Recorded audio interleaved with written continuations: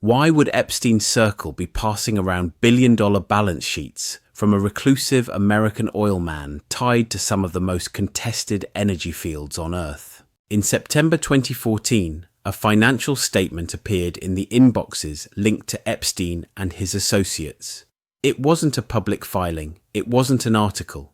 It was a pro forma statement of assets and liabilities for Joseph Grynberg, a billionaire oil and gas magnate from Denver. Grynberg is notoriously private, known less for interviews and more for courtroom battles with governments over oil rights in the Caspian Sea, his disputes with states like Kazakhstan, and his reputation for suing to secure his stakes earned him both respect and notoriety. To see his balance sheet in Epstein's orbit is remarkable. The numbers on the page are staggering. Over $342 million in cash and bank deposits, nearly $1 billion in receivables tied to oil and gas sales, more than $1.6 billion in property and equipment ranging from oil fields to real estate. The total net worth? Over $4.5 billion.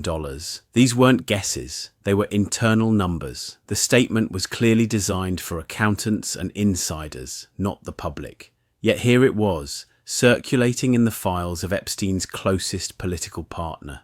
The timing is telling too. Around the same period, Kazakhstan was embroiled in disputes over energy concessions, and Barack was receiving briefing packets about meetings in Astana. The overlap raises questions. Why did Epstein's circle have access to both political briefings and private balance sheets tied to the same region? In a world where information is leverage, possession of Grynberg's private assets wasn't just trivia, it was potential power. Knowing how much a billionaire energy magnate controlled and where provided ammunition for negotiations, influence, and perhaps even pressure.